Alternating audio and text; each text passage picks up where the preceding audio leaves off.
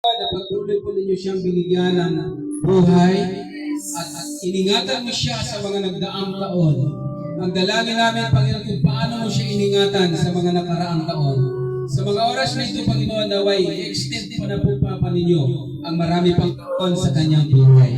At lalo maging pagpapala siya, Panginoon, sa kanyang pamilya, sa iyang mga bumangkon o sigit sa lahat sa inyo, dakilang Diyos.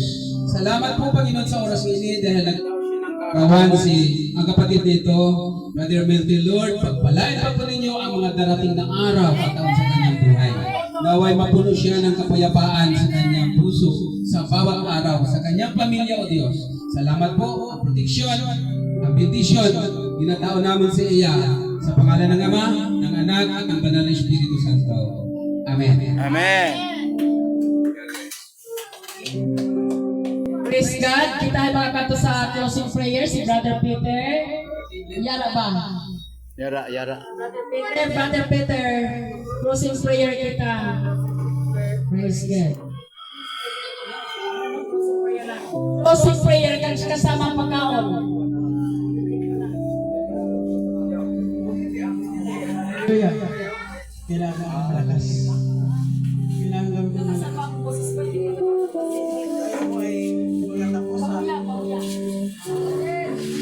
Tayo ay magatapos. Hallelujah. Purihin na po natin ng Diyos.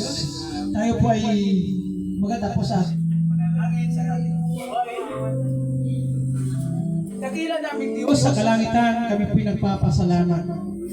Na sa araw na ito, Panginoon, ay ilaos ang isang special na araw para sa Kanya. Dahil alam po namin na lahat ng ito, Panginoon, ay Ikaw ang nagbigay ng oras at araw para sa Kanya. Kasi isinilang sa mundo ito. Ito pinapasalamatan po namin dahil alam po namin na Ikaw lamang ang Diyos ang may likha ng lahat ng bagay. Ang haling tapat na ito na kung saan kayo po, O Diyos, ang aming pong walang ibang pinapasalamatan, kundi Ikaw ang Diyos na naglikha ng lahat ng bagay. Tanghaling kayo, O Diyos, ang patuloy na magpaspas na sa Panginoon. Sa amin pong ihanda ng may kaarawan. At ito po, Panginoon, binabalik namin ang kapurihan, pasasalamat at ang kadakilaan. Sa tanging pangalan ng iyong anak, Jesus, ang lahat po ay magsabi ng Amen. Amen.